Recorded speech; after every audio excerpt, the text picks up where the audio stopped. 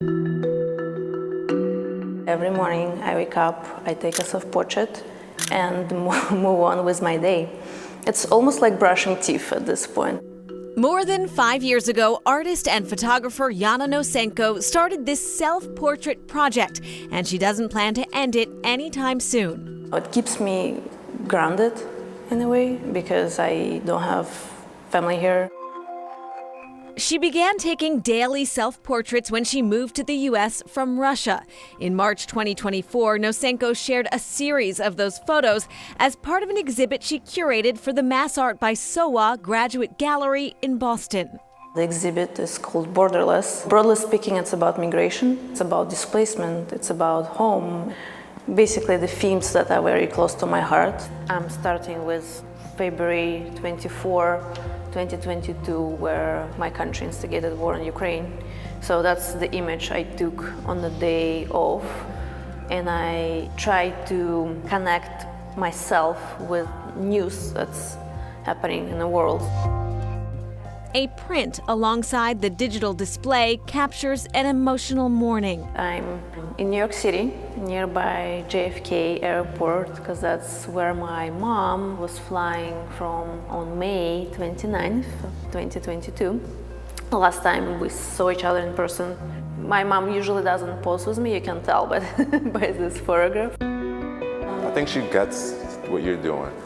Fellow Mass Art alumnus Claudio Eschen also has photos featured in the exhibit. I'm talking about my family and us reclaiming ourselves in America. As I was born in Ghana, and then we moved to Italy, and at the age of 9 moved to Worcester, Massachusetts, where we currently live. And really talking about the themes about assimilation, migration, and really what it means to have a home.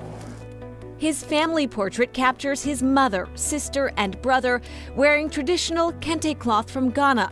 Eschen created the photo in the home his family owns in Worcester. I was like very nervous to show it. I'll be honest, showing family work is bittersweet because there's a mix of emotions. When I saw it at this scale, I felt it was right.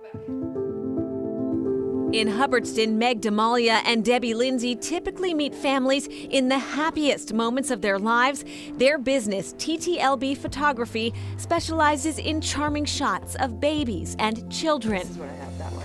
Yeah. But one family's difficult loss showed them another way to use their skills. We had a client who came in and we did a maternity session for her, and her baby was not going to make it. Baby did pass during the delivery, and so we went in and we took images for baby Lucas, and we were there for hours. Deb and I, we sat with the family. At the hospital, a nurse introduced Demalia and Lindsay to Now I Lay Me Down to Sleep, a nonprofit that connects volunteer photographers with parents experiencing the loss of a baby.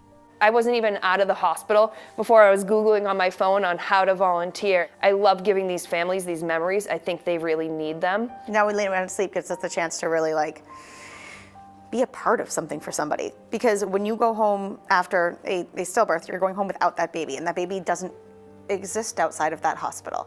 And when we give them those photos, they're able to take that with them. Demalia and Lindsay have been volunteer photographers for the organization for years now. They also have regional leadership roles. One of my favorite types of images are not even the images of the baby, it's the implied images. So the family's holding the baby, looking down at the baby. Then I also am big on the details of the baby. So those little hands, those little feet, you want to remember everything. Our goal is always to deliver images that are comforting to families. Both photographers say using their skills in this way has been incredibly meaningful. Experiencing a loss like that is something that you're going to take with you for the rest of your life. And having those images, having something to remember your baby by, is therapeutic. We stay connected with some of those families, and then seeing them later on, and we've seen families that have had live births after, and they've come in here and we've taken their pictures and we've snuggled their babies and we've talked about their memories. For me, it's a calling. Gosh, it just breaks your heart. And Now I Lay Me Down to Sleep, though, does provide those photos to families for free. And Meg and Debbie do a lot of outreach to hospitals to raise awareness about the good work that they do. They also will train medical teams to take photos for families in case a professional photographer is not available. It's still ahead, putting your best face forward.